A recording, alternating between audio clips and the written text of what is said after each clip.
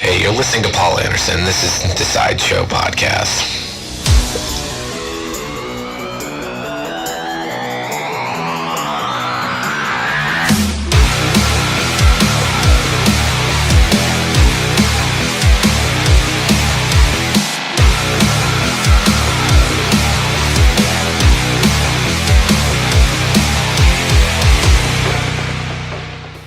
Welcome to another episode of the Sideshow PC. I am your host, as always, Paul Anderson. Today I am joined by a really good buddy of mine and the very talented lead singer of the band, A Loss for Words, Matty Arsenault. How you doing, Matty? Not too bad, man. Good to talk to you again, man. It's been a while. I know. Just hope all is well with you. It's good to be heard. Yeah, dude. It's been a while. I think the last time we talked was like 7 years ago. During one of my college radio shows. I remember that very well. That was a good time. It was a good time. I know that you've been wicked busy. I mean, you have been probably like, I can sit here and complain about being busy, but dude, you have been nonstop. You know what? I kind of secretly like it.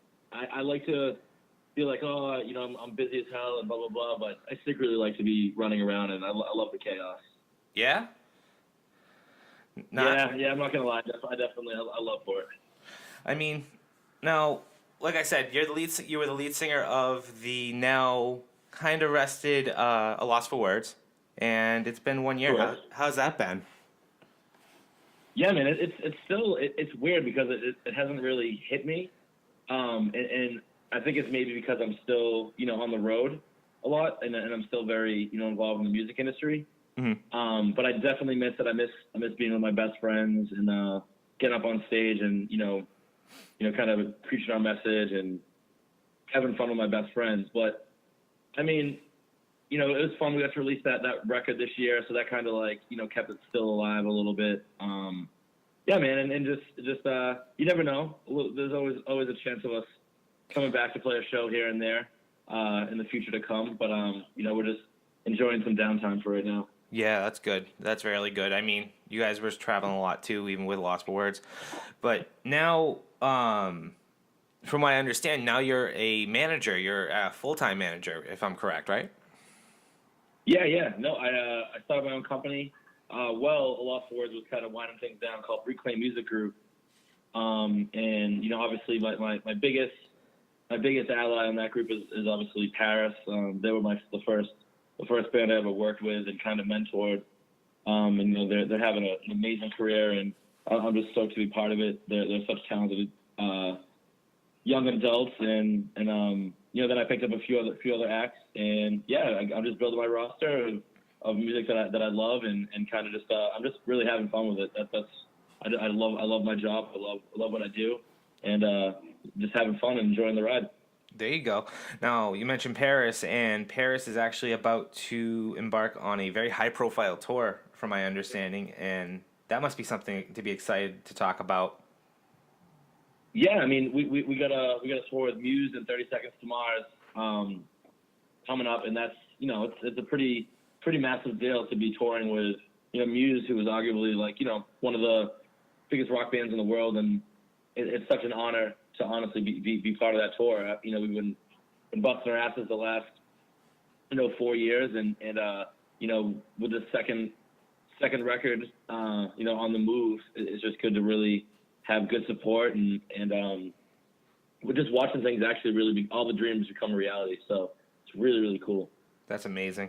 What can you expect? Being on such a lineup, you're going to be traveling with the band, I'm assuming, for that tour. Yep, I still travel with the band, most of the time. So I'll 100% be there with them. And what kind of atmosphere are you expecting? Is this a big stadium tour, or is this kind of like? Yeah. So we're playing. It's like a B market tour. For those who don't know what that is, it's basically we're playing a bunch of we're playing like Long Island. Instead of New York City, we're playing, just like New Orleans and cities that aren't like, we're not playing like the Chicagos or, LA and some of those cities. So, yeah, I mean, it's going to be, around 10,000 kids a night. Wow. And it's just it's a massive tour. And it's definitely the biggest tour we've done, so far. And we're so unbelievably like thankful and we're just really glad to have the opportunity to tour with such good bands. That's insane to come from a career and even like Paris coming from a smaller group of like a room of like 100 people to 10,000. That's mind blowing. That must be a very, very rewarding feeling at the end of the day for you guys. Yeah, man, it's crazy, and it gives hope to anybody, out there like doing it and doing a band. Like if you work hard enough and if you have the right vision, and you stick to the plan, I mean, it can come true. And this is kind of a living case. You know what I mean? Yeah, exactly. No, I completely understand what you mean. Now, since starting your management company, is it just you and you alone, or do you have a supporting cast that really helps balance a lot of it?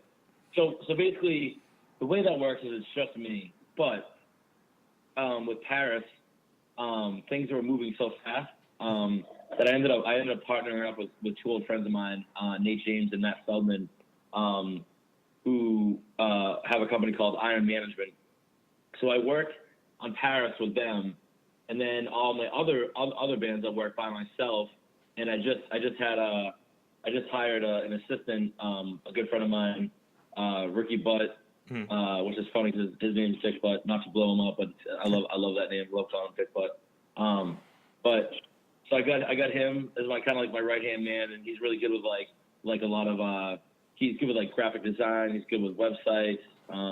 He's the hardworking kid, so he's kind of like my right-hand man, and I'm kind of trying to bring him up. Every Batman needs the Robin man. I can see that. Yep. So everything's good. That's awesome, man. I mean, now have you? Who are some of the artists that you think people need to keep their ears out for? Really? I mean, so right now I have a band called the Gospel Youth. They're from the London area. They're such amazing dudes and an amazing band. I actually have them pretty much have the same team as Paris behind them. Mm-hmm. They're on, Velocity Rise Records. They have Dave Shapiro and Chad booking them. And I'm just super stoked. They're in the studio right now recording their first, LP on a label. And we have some massive announcements coming up this month. And I'm really excited. So that's a band to look out for. Also, I got a band called Communion, which is a really cool band I'm stoked on. And it's really, really, I love them a lot also because it's my best friends. It's, my best friend Mikey from A Loss for Words, Christian from A Loss for Words, and then Chris Curran, who always recorded A Loss for Words and actually played a few of our last tours together. Yep. And then it's Matt and Brian from Major League. Wow. So it's cool. It's got a cool vibe, like Bad Sons, 1975-esque, and I'm just super stoked on this project. And they're gonna be playing their first shows with Bad Rabbits in May. Oh, that's awesome! That's such a good band to even play shows with too. Yeah, and then I picked up another band from Houston called Dark Complex. Mm-hmm. They're on Spine Farm. They're kind of like a new metal band that reminds me a lot of like the '90s that have kind of like a Slipknot meets Linkin Park vibe. Okay. So really, really stoked on them, and to see what comes from them. I got a band Light You Up from the UK, mm-hmm. Old Friends. They got kind of like a '90s Jim Blossoms feel, which is cool. And then I got a band called The New Low, and that's kind of my roster, and I'm kind of just building away with it. That's a hell of a roster, actually, if you ask me. I mean, now, how do you choose a lot of these guys when wanting to be like, I want to represent you? Are there certain qualities that really attract you to an artist, or is it you have experience, obviously, with Mike and Christian. So it's like, it makes sense just to kind of be like, I want to represent you guys. You guys are doing something fantastic, and you can be stoked on it, too. Yeah, I mean, what like usually what happens is, and right now I got a lot going on, so I can't necessarily take on many projects. I get I'm really fortunate, and I'm it's cool that I get hit up by a lot of projects. And right now I'm just so over my head. I'm trying to just focus on what I got. But mm-hmm. When I find a project that I like, You know what I mean? I like to find projects from the beginning. I don't like to jump into a project that's like super developed already. Yep. Because it's fun to like grow with the band. You know what I mean? And kind of start from the beginning, get the vision, and really get a plan down with the band. To just kind of help their dream come to life. And you know, I've been fortunate over the years to make a lot of contacts in the music industry. So it's fun that I get to kind of use it to my advantage, and you know, really, you know, just reach out to different labels and different agents and be like, I'm still in this project, you know, check it out, and hoping that I can build like a good supportive team behind them, you know, for success. And it's not something that happens overnight. No. You know, it can take a year, it can take 3 years, it can take 5 years, but it's something that I want to, you know, I want to build up my bands and go to the end with them. Absolutely. I mean, being in a band and everything like that, persistency is everything. So, I mean, you guys, you are the king of persistency. So, I mean, A Lost for Words wouldn't have made it so far in at least, especially in Massachusetts. I mean, or anywhere at that matter. I mean, you've had so many great opportunities. I mean, being in that band, A Lost for Words, that you must have like a favorite moment at one point or another in your career. Yeah, I mean, yeah, we were so lucky. I mean, you know, it's a band that started when I was in high school, and you know, we stayed together, you know, up until 2015. So I mean, just to say that we were in a band for 15 years together is such a, I think, an amazing thing on its own. Mm-hmm. You know, we went through all the ups and downs together. You know, and loyalty definitely.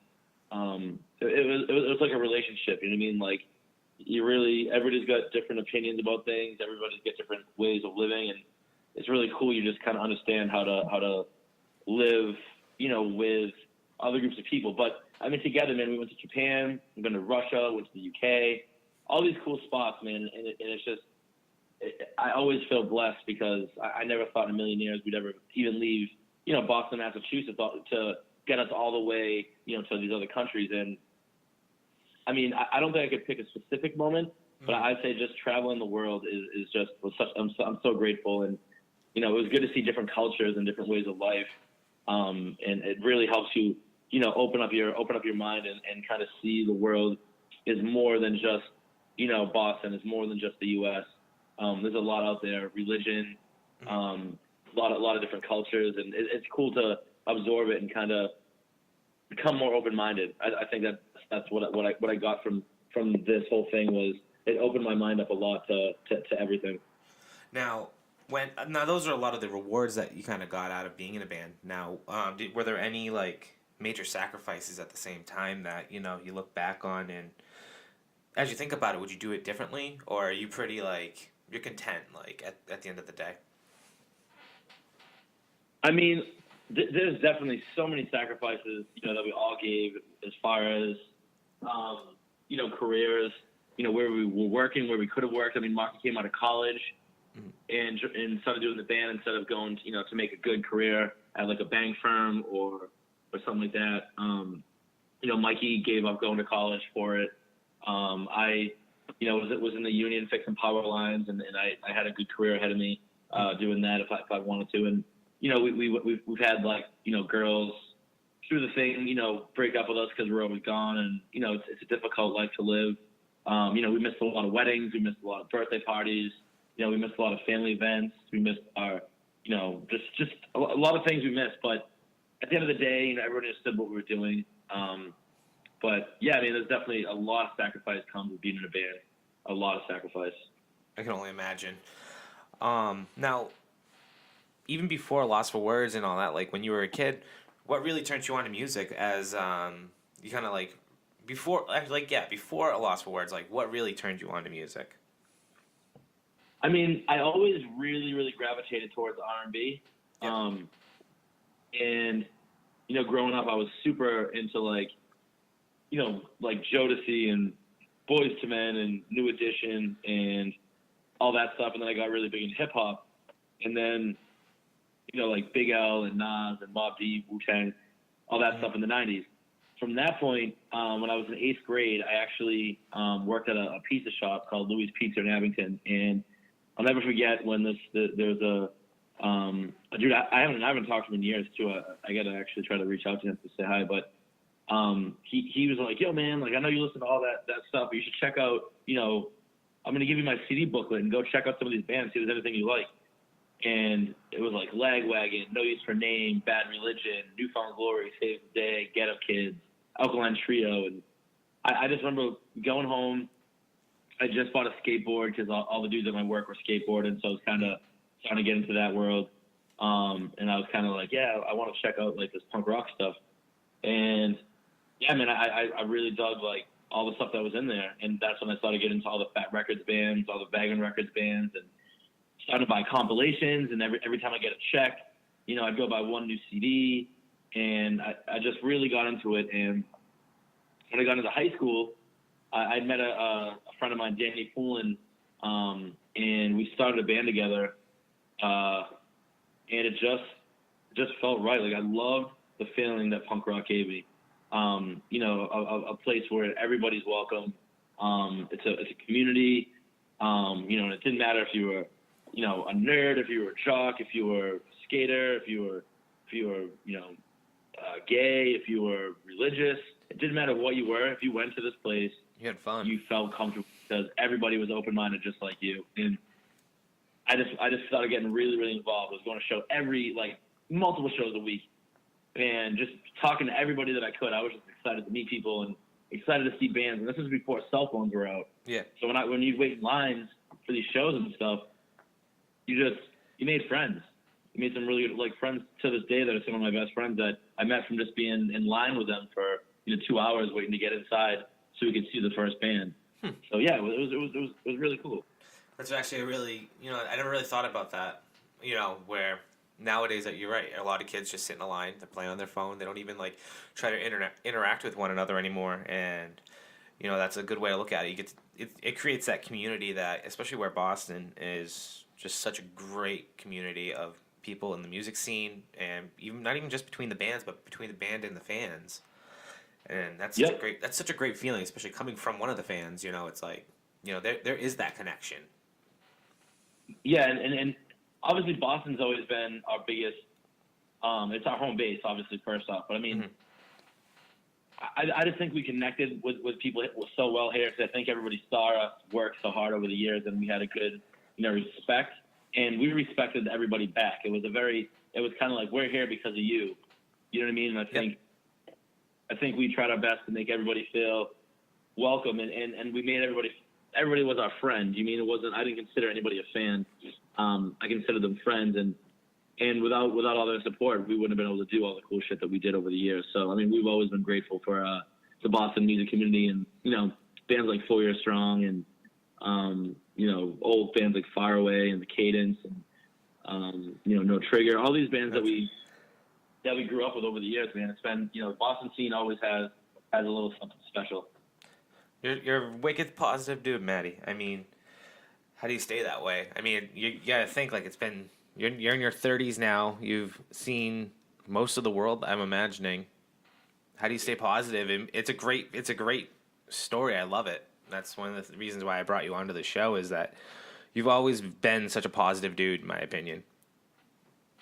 Well, no, I appreciate that, man. I mean, and obviously, sometimes I have my own, demons and stuff I deal with just like everybody else. I mean, everybody's human, but I try to just look at life in a positive mindset and bring positivity to the universe, and hopefully the universe brings me back positivity. As weird as that sounds, but I mean, to me, it makes a lot of sense because, if something bothers me, instead of sitting there and swearing and complaining and stomping my feet around, I got to just take it like a man and figure out how I can deal with it and overcome the situation, the obstacle, and, keep moving forward, And I just love trying to make other people, happy and feel good and just spreading positivity. I feel, you hope that everybody else can do the same thing and the world will be a better place.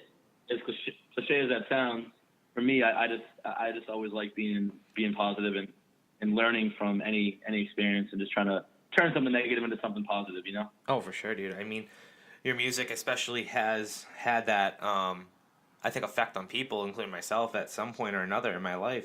So, I mean, when people come up to you and are like, your music affected me in such a good way, it got me through a lot of the bullshit, or I'm going through something right now, and the first thing I did was I turned one of your songs on, and it got me through it. Thank you very much.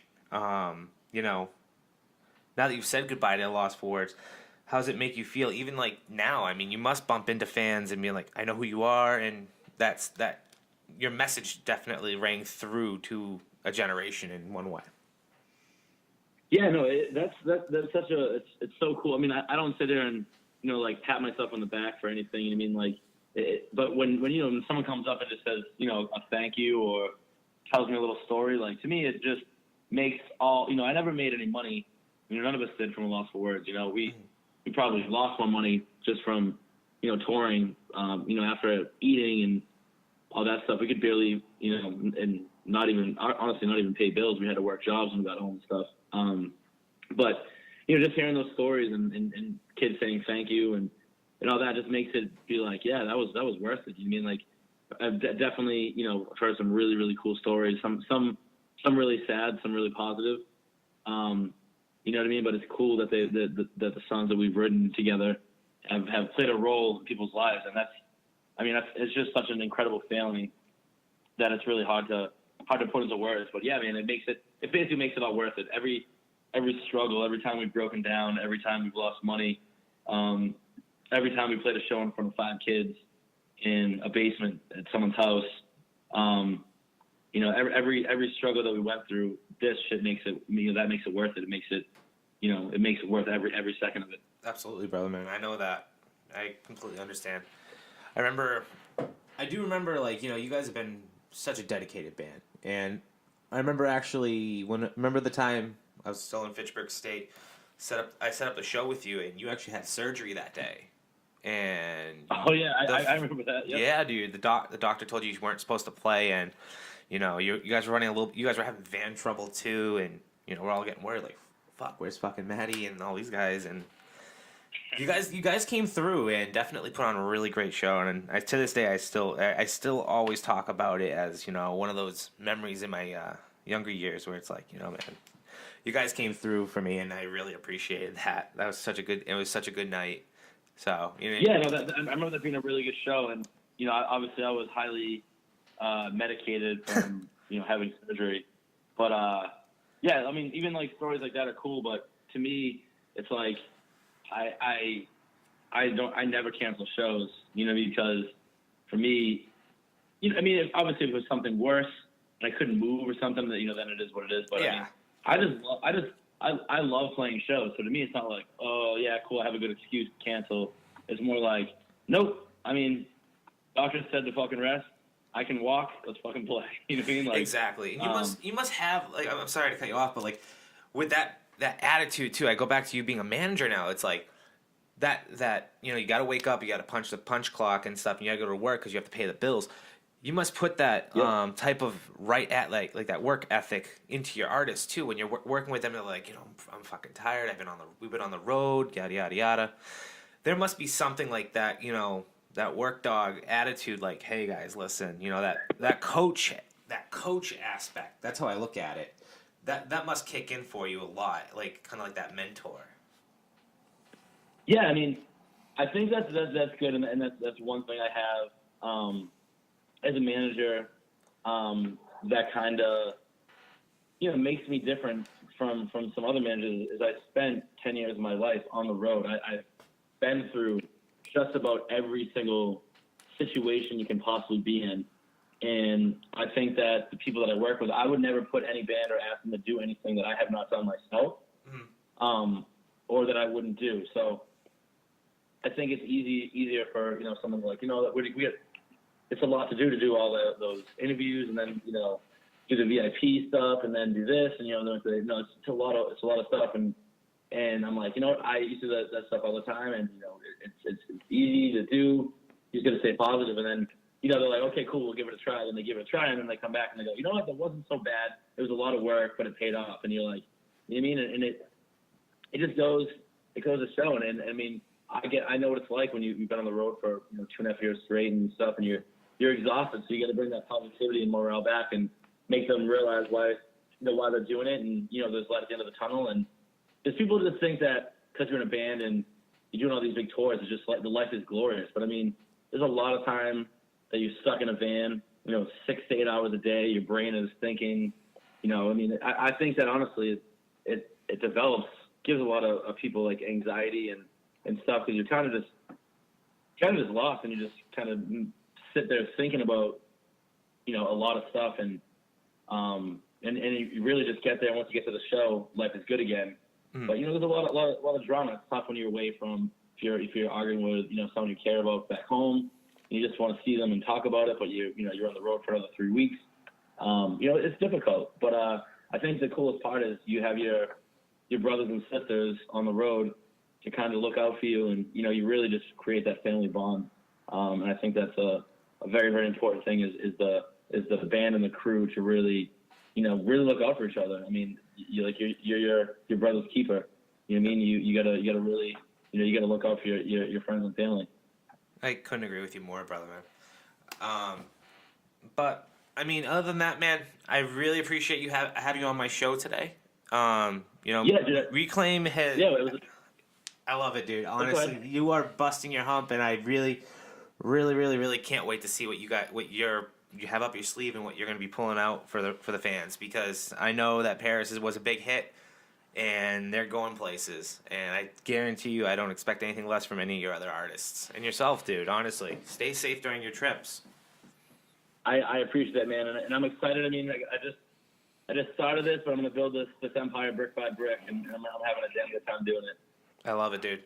So other than that, I hope you stay safe, and we will catch up soon. I definitely would love to have you come back and hear more stories from you.